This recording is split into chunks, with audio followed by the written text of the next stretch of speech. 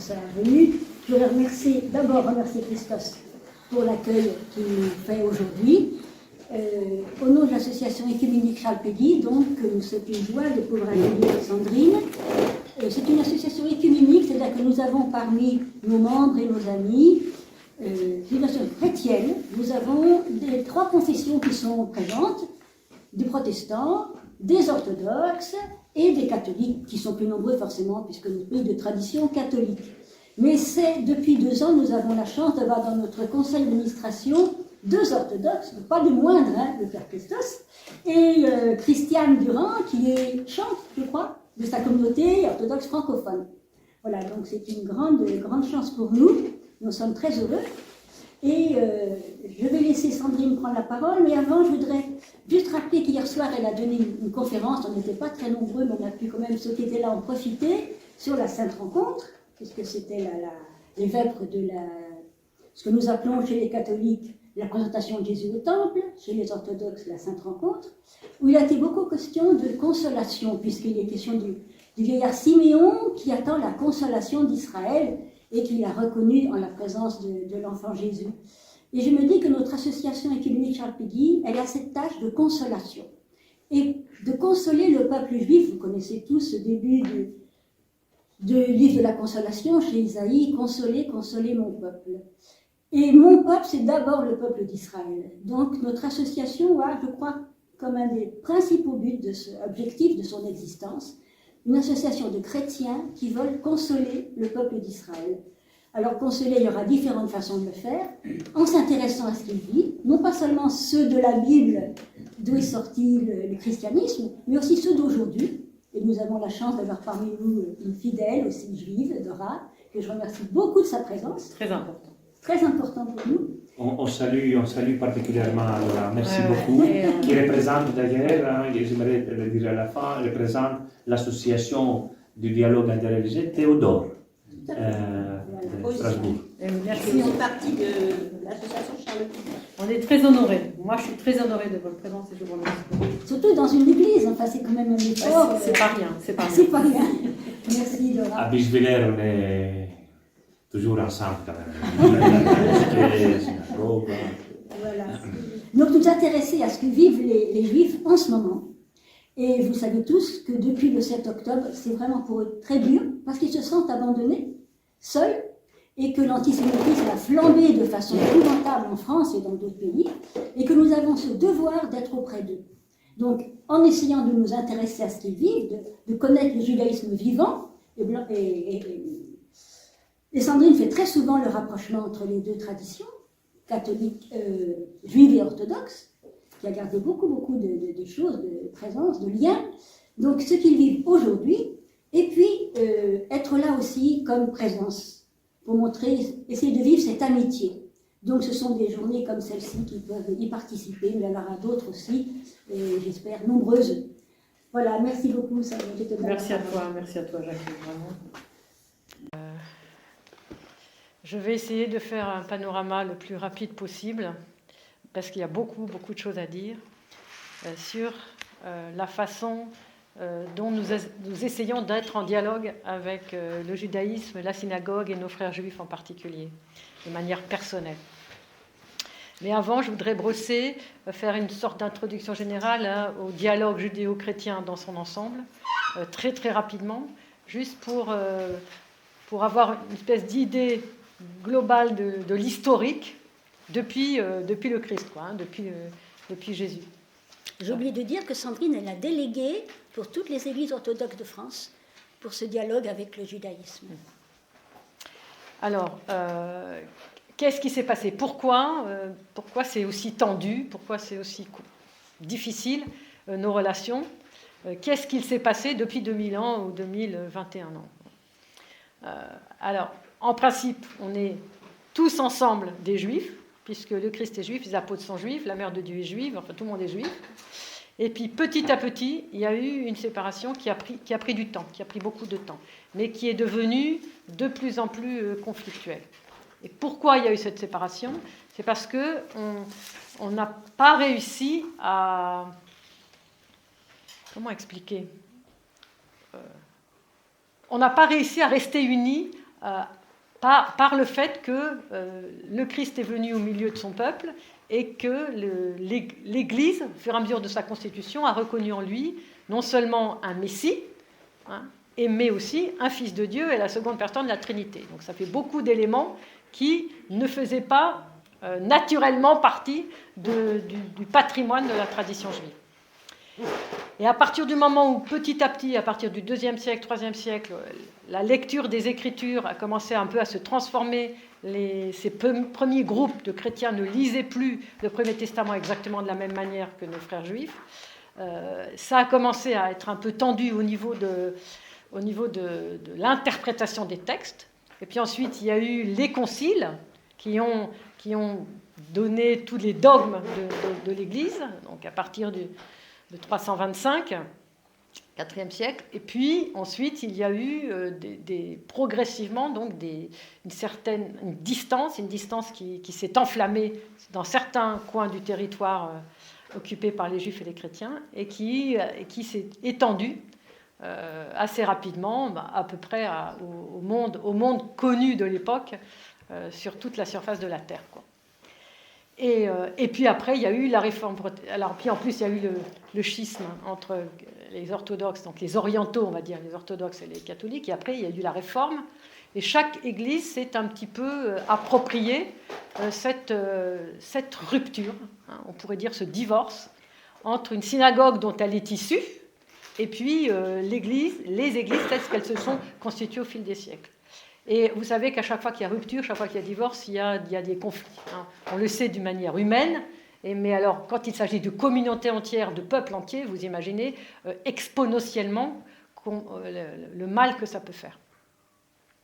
Donc 2000 ans d'histoire où petit à petit, il y a eu du rejet, où petit à petit, cette première secte juive qui devient chrétienne, qui va porter le nom de chrétien, va s'opposer et va créer son identité en opposition avec celle de la synagogue. Et puis, il y a cette question aussi, en plus des conciles, de cette religion qui va devenir religion d'État. Et certains vont dire, peut-être c'était sûrement très bon parce que c'est là que l'universalité du message du monothéisme a commencé à se répandre, mais en même temps, ça a créé d'autres problèmes, hein. Bon, on ne va pas rentrer dans les détails, je voudrais pas... Bon. Et puis on arrive au XXe siècle, et puis nous avons donc le Concile Vatican II dont vient de parler Jacqueline, et à cause, voilà...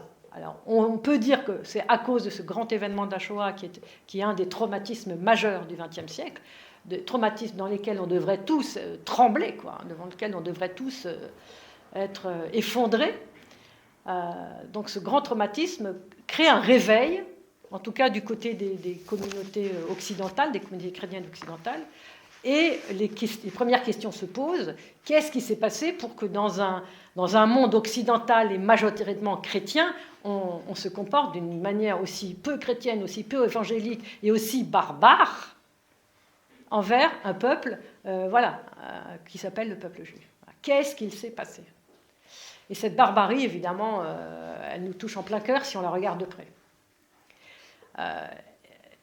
Et donc, la question, c'est qu'est-ce qui se passe du côté des églises d'Orient et du côté des églises orthodoxes dans toute cette tragédie qui débouche avec le Concile Vatican II et avec globalement les églises occidentales, donc protestantes et orthodoxes, sur une vraie réflexion à partir de cette question. Voilà. Pourquoi cette barbarie? Pourquoi cette haine?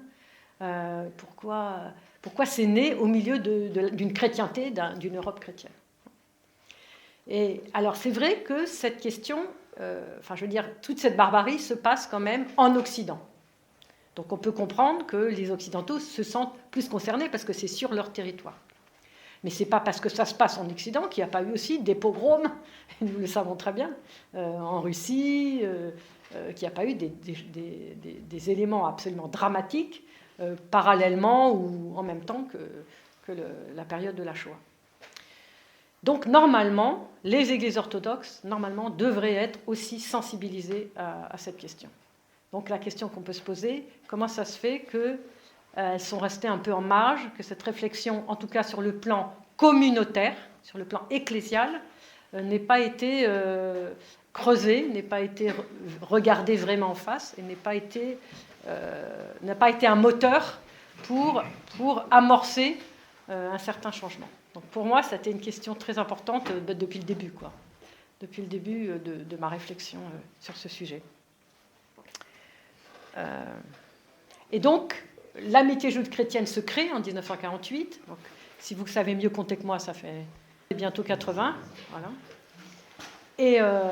Et si on regarde bien comment naît cette amitié juive-chrétienne, eh bien, surtout avec Zelisberg l'année précédente, en 1947, il n'y a pas d'orthodoxe. Il n'y a pas d'orthodoxe à Zelisberg. Il y a quelques orthodoxes au moment de la fondation de l'amitié juive-chrétienne, dont un qui est un orthodoxe majeur, qui s'appelle Léon Zander, merci, Léon Zander, qui était professeur à l'Institut Saint-Serge, là même où j'enseigne aujourd'hui, et qui était un très grand ami du grand théologien Boris Bobrinskoy. Et Boris Bobrinskoy était extrêmement sensible à cette question juive grâce à Léon Zander, qui malheureusement est mort trop jeune et nous a quittés trop tôt. Et lui, il avait une place tout à fait intéressante au sein de ce comité de l'amitié juive-chrétienne. Malheureusement, sa voix n'a pas été vraiment entendue. Et quand on regarde les archives, que je suis évidemment allée consulter, des premières rencontres de l'amitié judéo-chrétienne, des discussions entre les catholiques, les protestants et les juifs, il y avait un certain nombre d'éléments qui faisaient que Léon Zander a dû se sentir probablement un peu, peut-être marginal, peut-être différent. Pourquoi ? Parce que le rail qu'a pris l'amitié judéo-chrétienne sous la très forte personnalité de Jules Isaac, qui a mis un tout petit peu dans l'ombre une autre forte personnalité, mais qui s'était un peu moins... Voilà, qui n'avait pas le même type de tempérament, hein, qui est notre ami Edmond Flegg, voilà. Parce que quand même, ils ont fondé ensemble, Edmond Flegg et Jules Isaac, en tant que juifs. Et bien, Edmond Flegg, il avait une intuition qui n'a pas été poursuivie, parce que voilà, Jules Isaac avait une très forte personnalité. Bon. Et du coup, Léon Zander aussi s'est senti probablement un peu différent. Et quand on relit ce que proposait Léon Zander, il y a plus de 70 ans, eh bien, nous, chrétiens orthodoxes aujourd'hui, on se retrouve exactement dans sa ligne. Donc c'est très intéressant. Qu'est-ce qu'il proposait de différent par rapport aux autres ? Donc, surtout, alors, Jules Isaac, et on le comprend, traumatisé par sa propre histoire. Hein, pour ceux qui ne savent pas, il avait perdu son épouse et sa fille dans les camps. Hein, donc traumatisé par cette histoire, il a voulu mettre l'accent sur non seulement l'histoire elle-même, sur le drame de la souffrance d'un peuple qui a failli être totalement exterminé, et c'est lui qui a mis finalement le réveil chrétien sur ce rail-là. Mais Léon Zander, lui, disait, oui, bien sûr, on ne peut pas mettre de côté quelque chose d'aussi dramatique, d'aussi traumatique, et nous devons en tenir compte, bien évidemment, et nous devons pleurer avec ceux qui pleurent. Je pense que c'est très important. Mais nous ne pouvons pas construire tout le dialogue jusqu'à la fin des temps là-dessus. La preuve en est, c'est que dans 200 ans, dans 500 ans, quand les générations auront passé et que, heureusement, nous n'oublierons pas, puisque nous avons des Yad Vashem et beaucoup de mémorials un peu partout, pour ne jamais oublier ce traumatisme, cette barbarie épouvantable, dans les consciences, ce sera différent. Et si, dans les consciences, c'est différent, est-ce que le fait de faire perdurer cette histoire va donner autant d'élan dans le dialogue que ça l'était juste après ou dans les décennies qui ont suivi. Et donc, lui, Edmond Flegg, il disait, c'est sur le plan religieux et spirituel qu'il nous faut nous rapprocher, qu'il nous faut dialoguer, qu'il nous faut nous comprendre. Alors, l'un n'exclut pas l'autre. Donc, moi, je serais d'avis qu'on arrive à tenir les deux ensemble. Mais il se trouve que les orthodoxes n'ont pas réussi ni Léon Zander, ni ceux qui ont suivi, parce qu'il y a eu aussi Olivier Clément qui a siégé un temps, il y a eu Yves Collin, il y a eu quelques orthodoxes, et puis moi j'ai passé presque 20 ans et bon, j'y suis pas arrivée non plus. Donc notre voix n'a pas réussi à se faire entendre. Et donc, parce qu'on peut se poser la question, on se dit, mais alors les orthodoxes, ils dorment. Où est-ce qu'ils sont dans ce dialogue? Ils dorment, personne ne parle jamais d'eux. Est-ce que ça ne les intéresse pas? Est-ce qu'ils n'ont pas compris? Donc, est-ce qu'ils dorment? Voilà. Et c'est la raison pour laquelle, voyant qu'il y avait quelque chose qui était sans issue, j'ai monté notre propre association en communion avec nos évêques, bien évidemment, qu'on a appelé Chrétiens orthodoxes en dialogue avec les Juifs. Donc si vous notez, vous tapez ça dans Google, vous allez tomber sur un site internet avec plus de 80 vidéos, des centaines et des centaines d'articles qui ne sont que formés d'une pensée orthodoxe. Voilà. Et après, on peut évidemment réfléchir sur quelle est la spécificité de cette pensée orthodoxe et comment elle s'articule. CODJ.fr, Chrétiens orthodoxes en dialogue avec les Juifs. CODJ.fr. Alors vous avez la page d'accueil et puis vous avez les ressources. Et dans les ressources, vous avez des vidéos, des audios, des articles. Vous pouvez vous inscrire au podcast et recevoir chaque fois qu'il y a de la nouveauté un podcast, etc. Et là, vous aurez, voilà, ce que je vous dis ne sera que quelques bribes d'un long travail enfin pour moi, un travail de plus de 25-30 ans. Et puis pour ceux qui arrivent dans mon groupe de travail, voilà, 15 ans, 10 ans, etc. Alors, est-ce que, parce que bon, ce qu'on pourrait appeler en hébreu cette teshuva, hein, ce repentir des églises occidentales, est un très bel exemple quand même. C'est un très bel exemple. Donc, les églises occidentales ont reconnu leur responsabilité et sont effrayés, sont enfin devenus effrayés de cette barbarie. Qu'en est-il des communautés orthodoxes et des pays orthodoxes? La Roumanie, la Russie, la Grèce, la Serbie, dont on sait qu'à peu près partout, il s'est passé quand même des pogroms. Donc qu'est-ce qu'il en est? Et quelle est la difficulté pour ces pays pour faire cette teshuva, hein, ce repentir, ce retour, et pour regarder en face une tragédie qui nous concerne tous? Alors, moi, ce que j'ai compris, c'est que ça n'était pas la bonne porte d'entrée pour des orthodoxes. C'est comme si c'était trop violent pour eux. Pourquoi? Parce qu'eux-mêmes ont vécu dans tous ces pays des drames terribles. Et moi, quand j'ai rencontré la Grèce, par exemple, le drame de l'Empire ottoman qui transporte les populations, qui trucide les gens, enfin, est tellement vivant. 400 ans d'Empire ottoman qui jugule un pays qui est asphyxié, quoi. C'est tellement difficile que vous comprenez bien, quelqu'un qui souffre, vous n'allez pas commencer à lui demander d'aller regarder la souffrance de l'autre. Quelqu'un qui se sent meurtri. Et si vous connaissiez des histoires personnelles de certaines communautés grecques, mais c'est épouvantable. Donc qu'est-ce que vous pouvez dire à ça? Quelqu'un qui souffre comme ça vous dit « je souffre avec toi ». Et pareil pour la Russie, 70 ans de communisme, une horreur, 25 millions de prêtres, d'évêques, de moines, de moniales, assassinés, 25 millions par le régime communiste. Vous ne pouvez pas dire c'est rien du tout, quoi. Et ça, je pense que dans le dialogue occidental, on n'en a pas conscience suffisamment.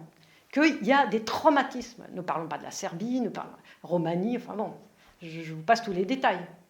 Mais c'est un vrai traumatisme aussi de ces... Et donc, comment ces pays-là eux-mêmes se remettent, pensent leurs propres blessures, et puis ensuite, peut-être, dans quelques temps, ils pourront aller regarder un peu plus comment eux-mêmes ils ont pu éventuellement être participants d'une souffrance d'un peuple qui s'appelle le peuple juif. Donc ça, je pense que c'est important de remettre les choses en perspective.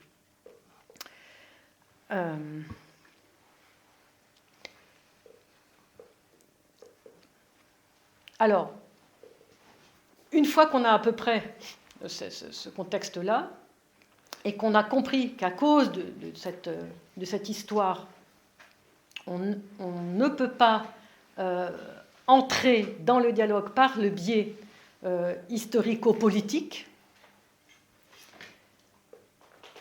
eh bien, on se retrouve en totale harmonie avec Léon Zander, qui disait on va le prendre sur le plan religieux, spirituel, et nous allons même ajouter sur le plan théologique. Donc moi, c'est ce que je fais depuis à peu près 20 ans, 25 ans.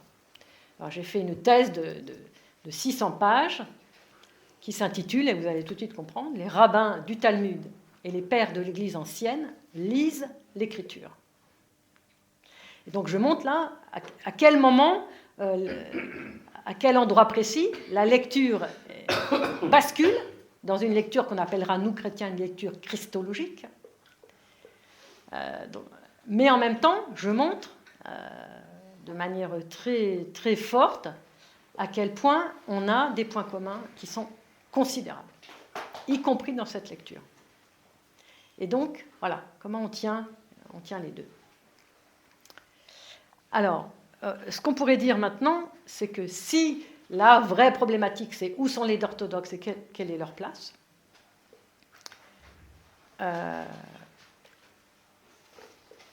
on va se raccrocher, parce que, alors nous, orthodoxes, nous sommes, comme on dit en hébreu, des shamranim, c'est-à-dire des vrais conservateurs. On conserve, on est dans la tradition et on garde la tradition. Donc nous, on ne va pas commencer à inventer quelque chose. Donc on va essayer de se raccrocher à ce qu'on a depuis les origines. Alors vous allez me dire, ce n'est pas très brillant du côté des origines, parce que il y a déjà des violences verbales que nous connaissons, que nous avons regardées tout à fait clairement, chez nos propres pères de l'Église, qui sont pour nous des saints. Nous en avons plusieurs ici, que nous aimons par-dessus tout. Nous sommes des nains assis sur ces géants, sur les épaules de ces géants. Et donc, comment on fait pour garder un héritage qui soit un héritage authentique et qui soit fidèle à l'Évangile? Eh bien, nous recontextualisons.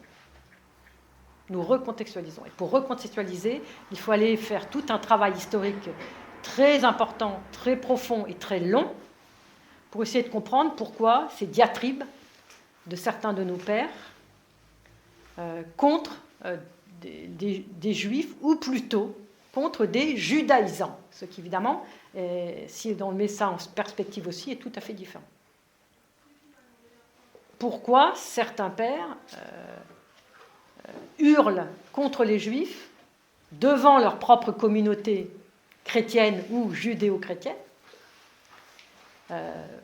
parce que, eh bien, ils se font baptiser et puis en fait ils retournent à la synagogue et ils font des pratiques un peu bizarres. Et ils ne viennent plus à l'église ou très peu. Et donc les pasteurs, ils sont fous. Parce qu'ils les ont accompagnés pendant 1 an, pendant 2 ans, ils les ont baptisés, et puis finalement, ils renient leur baptême. C'est comme ça qu'eux, ils le voient. Nous sommes au IVe siècle.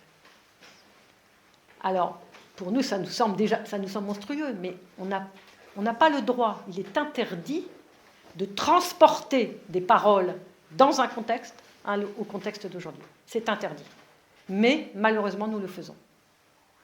Donc la première chose à faire pour nous, chrétiens, c'est de remettre dans le contexte, de dire peut-être que dans ce contexte, c'était comme ça qu'il fallait faire. Je n'en sais rien parce que je n'y étais pas.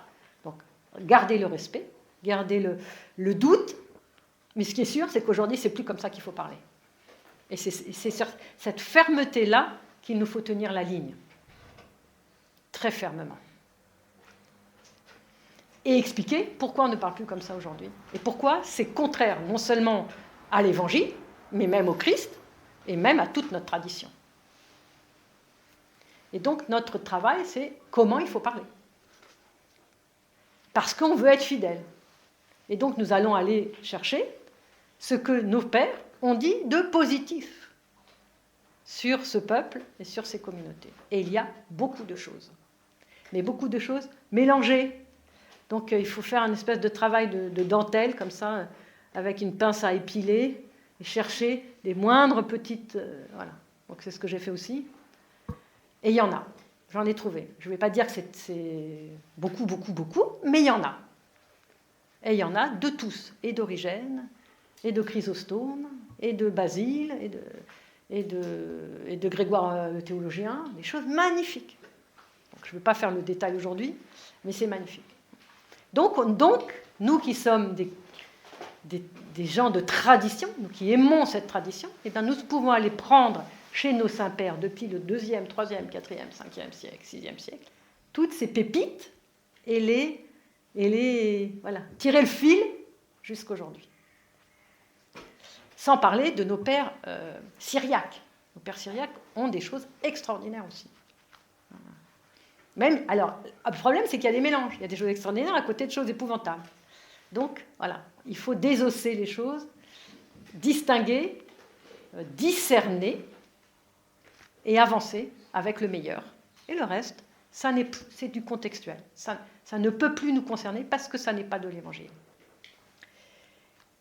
Et aujourd'hui, donc puisque le dialogue du côté occidental, finalement, est né vraiment ou rené en 1965, avec Nostra Aetate, eh bien, comment aujourd'hui, tout en gardant ce fil depuis les origines, puisque nous, on ne peut pas faire quelque chose comme ça qui sort de rien au XXe siècle, il faut absolument qu'on... Voilà, comment on fait pour tirer ce fil et le faire grossir et que ce petit flot, cette petite goutte d'eau là devienne une énorme rivière. Et voilà, comment on fait? Eh bien, on s'appuie sur beaucoup de nos pères contemporains, beaucoup de nos théologiens contemporains, qui ont dit des choses extraordinaires sur la question juive et sur le judaïsme. Donc, Monseigneur Bartholomé, 1997, vous voyez, c'est pas d'hier. Nous sommes profondément bouleversés et attristés par ce que nous avons vu et éprouvé ici, aujourd'hui. Donc, il est au mémorial de la Shoah à Washington. Nous avons vu le visage du mal. Nous avons vu ce mal hideux. Ce lieu nous incite à assurer à l'humanité entière que l'horreur insondable et indicible du génocide ne pénétrera plus jamais dans le champ de l'action humaine. Le cri du fanatisme retentit, strident.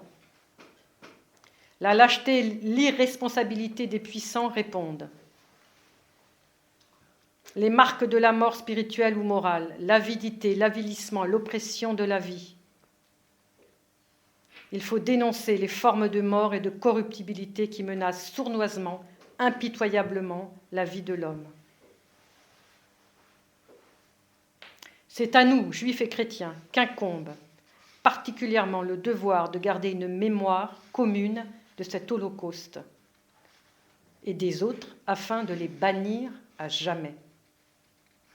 L'histoire de nos relations contient trop de tristes épisodes de peur, de mépris. Elle est pourtant jalonnée de tant d'exemples d'amour du Tout-Puissant pour nous, à titre individuel comme à titre collectif.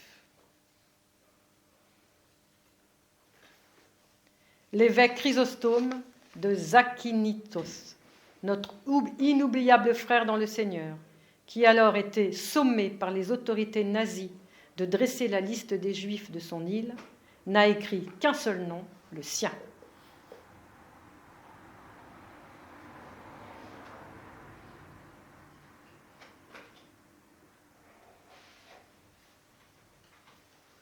Il est du devoir du chrétien de sacrifier jusqu'à sa propre vie pour la sauvegarde de la vie humaine.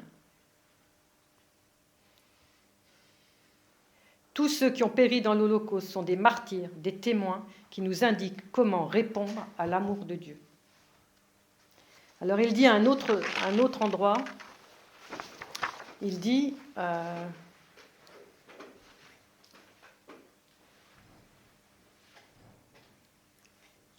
nous devons répondre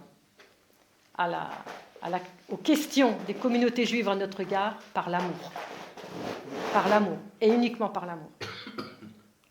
Donc, Monseigneur Bartholomé, il a une conscience très vive, et il le dit haut et fort, de ce traumatisme et de cette terrible déchirure qui finalement est insoutenable et qui doit rester insoutenable jusqu'à qu'on puisse réparer. Donc ça, c'est très important. Il y a un autre de nos pères contemporains qu'on nous aimons beaucoup, surtout en France, parce qu'il était français, même s'il a passé la moitié de sa vie en Angleterre et qu'il est mort là-bas, qui s'appelle le père Lev Gillet.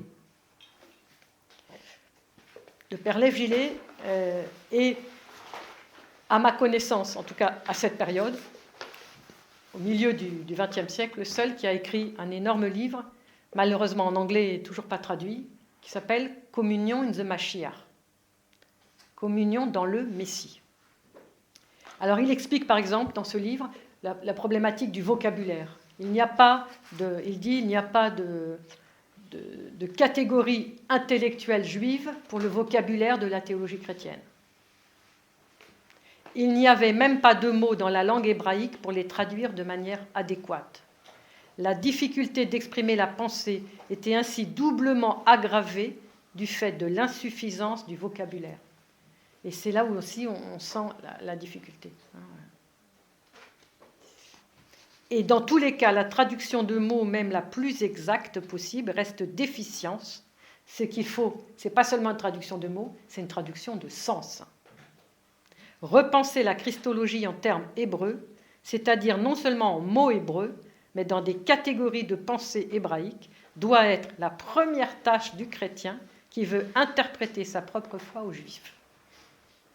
Il faudrait que les églises alors il parle aussi des églises orthodoxes, se repentent. Alors c'était avant, bien avant l'amitié judéo-chrétienne, donc il parle pour tout le monde, que les églises se repentent solennellement de leurs propres péchés dans le passé, reconnaissent les péchés de certaines des nations modernes commis envers Israël, qu'elles esquissent un projet de collaboration avec les Juifs sur le plan pratique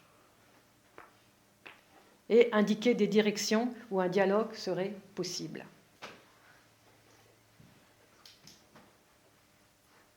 Et la raison pour laquelle aujourd'hui ce n'est pas possible, c'est que depuis le début du christianisme, 19 siècles se sont écoulés au cours desquels les Juifs ont souffert aux mains des chrétiens, à des degrés divers. Nous n'avons pas le droit d'approcher les Juifs aujourd'hui comme si nous avions les mains propres. Ah, ça, c'est fondamental. C'est fondamental. Avant toute chose, il faut réparer notre énorme manquement à la loi de notre Maître et mériter le pardon et la confiance d'Israël. Nous parlerons de notre foi qu'après avoir donné la preuve de notre amour.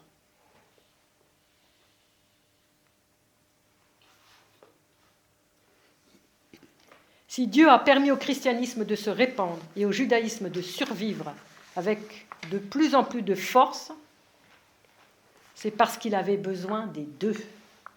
Ça, c'est génial. Il a besoin des deux. Et donc, comment nous, orthodoxes, qui sommes quand même... on est fiers de notre foi quand même. Et pourquoi pas ? Pourquoi pas ? Mais est-ce qu'on peut supporter que Dieu a besoin des deux ? Et ça, c'est toute la question. Un autre grand de nos maîtres, alors lui, il est encore plus récent. Il est mort seulement en 1994. C'est un dont on parle beaucoup aujourd'hui parce qu'il y a une bibliographie qui vient de sortir il y a quelques mois, le père Cyril Argenty. Donc si vous voyez dans vos librairies une soutane en mobilette, eh bien c'est ce livre du père Cyril Argenty que je vous conseille vivement, qui est un livre absolument merveilleux, très facile à lire et très, très émouvant. Le Christ, en hébreu le Messie, est la gloire d'Israël. C'est le peuple d'Israël qui offre à Dieu la chair de l'incarnation. Israël est la chair de Dieu. Pour s'incarner, Dieu se fit juif. C'est avec une bouche de juif, dans la langue des juifs, dans le cadre d'une culture juive, que Dieu parle aux hommes. Inversement, pour comprendre le message et la vie du Christ, il faut connaître les Écritures d'Israël, les livres de l'Ancienne Alliance que le Christ et les apôtres citent à chaque page des évangiles, les actes, les épîtres et l'Apocalypse, et les pères de l'Église feront de même. Donc lui, en plus, il a sauvé des Juifs et il a reçu la médaille des justes. Mais il nous donne voilà, une petite saveur que l'on peut suivre, puisque nous, on ne peut pas commencer comme ça de rien. Donc heureusement qu'on a tous ces contemporains aussi, qui nous aident. Puis nous avons aussi Olivier Clément. Alors Olivier Clément, c'est incroyable. Qui a tué Jésus? Parce qu'il dit, il faut d'abord qu'on renonce à accuser les Juifs de peuple du déicide. Il dit, qui a tué Jésus? Il n'y a qu'une seule réponse, c'est moi. C'est nous qui chaque jour ignorons et massacrons l'amour. Et puis il dit un peu plus loin, il faut lire l'Ancien Testament en renonçant à toute typologie qui aboutirait à un rejet ou à une ignorance du judaïsme, ce qui suppose un travail de purification de la pensée des pères de l'Église. Donc vous voyez, on a quand même tout ce qu'il faut pour faire le travail. Il faut lire la Bible dans son texte, sans oublier les correspondances établies par les pères. Je crois que c'est en lisant ça que j'ai eu envie de faire ma thèse. Mais sans en faire un instrument d'ignorance du judaïsme. Et bien sûr, il faut tenir compte aussi de la façon dont le Talmud, la Kabbale, le Zohar lisent les mêmes textes. Établir comment la lecture de la sagesse juive et celle des pères de l'Église peuvent s'accorder, c'est tout le travail à mener. Bon, je vais m'arrêter là parce qu'il y en aurait beaucoup.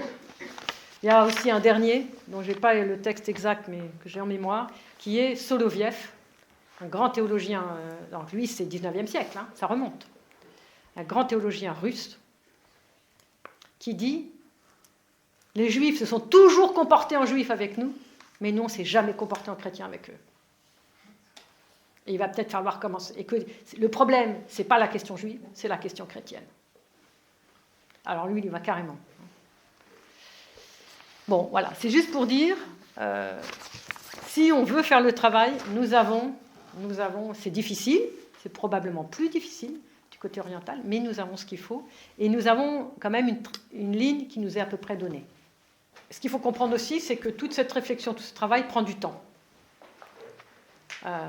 Et que du fait que nos frères occidentaux ont trouvé leur manière de faire, pour que nous prenions notre manière de faire un peu différente, parce qu'on est différent et qu'on a besoin de respecter notre sensibilité et notre théologie, c'est pas forcément facile.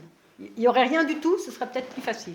Et en même temps, nous savons que nos frères catholiques et protestants ont avancé, ils ont beaucoup avancé sur plein de choses, et qu'il y a des choses qui peuvent faire écho, qui peuvent nous aider pour trouver notre rail, et peut-être même qu'on peut accueillir des choses, notamment tout ce qu'ils ont fait par rapport à la lecture des Écritures.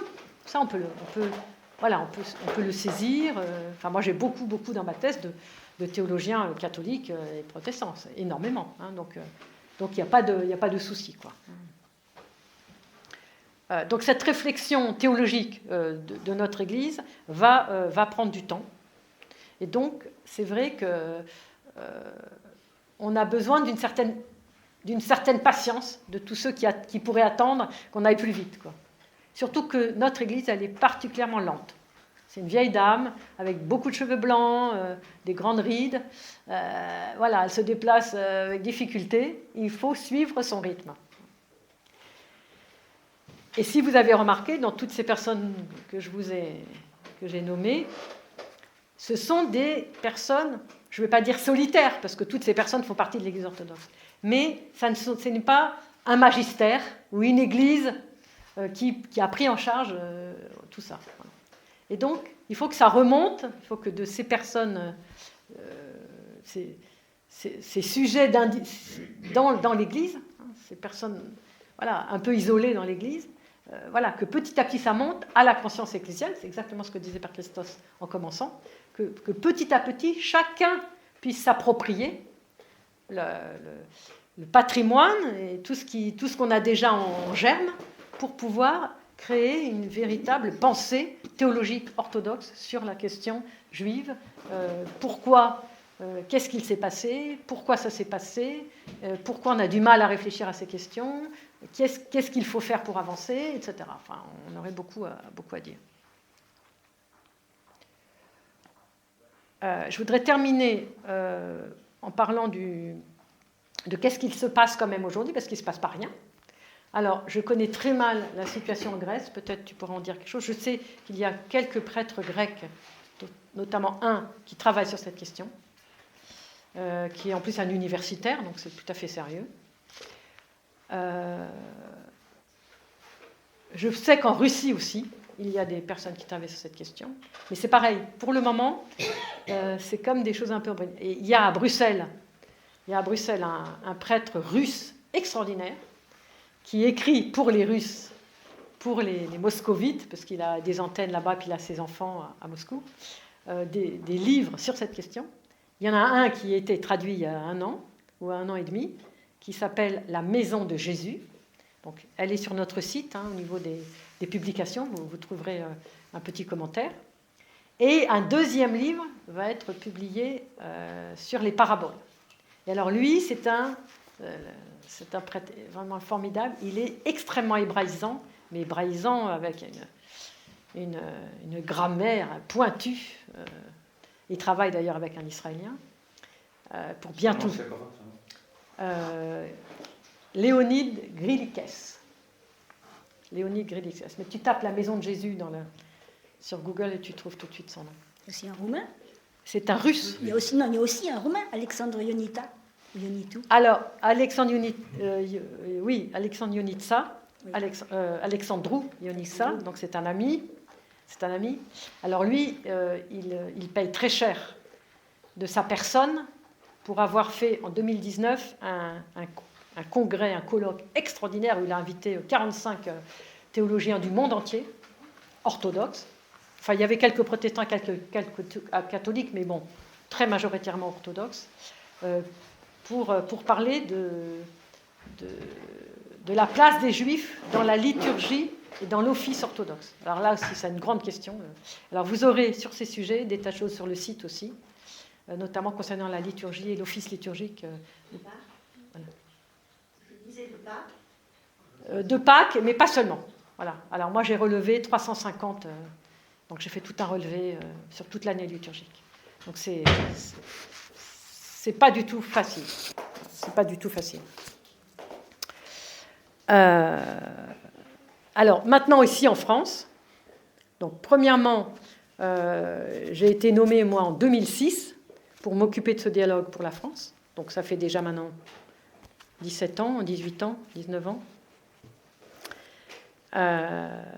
Mais avant cette nomination, il ne faut pas oublier qu'il y a un contexte international qui travaille au niveau international sur ce dialogue depuis 1970. Donc des commissions internationales avec des rabbins, des grands rabbins et d'Israël et d'ailleurs, et d'Amérique, et les grands évêques et archevêques du monde entier, et d'Amérique et de Grèce. Cette commission, Monseigneur Emmanuel, qui a été ici métropolite pendant des années, en fait partie. Et donc, ils se parlent, ils se respectent, ils se rencontrent, et ils font, depuis 70, des sessions, tous les 3 ans, tous les 4 ans, ça dépend. Bon, il y a eu des moments un peu plus espacés. Et il y a même, nous, on a même un ami américain qui est arabe orthodoxe, et qui va parler dans cette commission, et qui a été parlé l'année dernière. Donc vous voyez le contexte. Et il nous a dit, il a été très bien reçu par les rabbins. Donc vous imaginez comment il doit prendre sur lui voilà. Et donc des choses comme ça, elles ne sont pas beaucoup connues, il n'y a pas de publicité dans les journaux, mais ça se passe. Donc ça, c'est déjà très important. Et nous, moi, étant toujours en lien avec les évêques, voilà, on est un peu au courant de comment les choses évoluent, etc.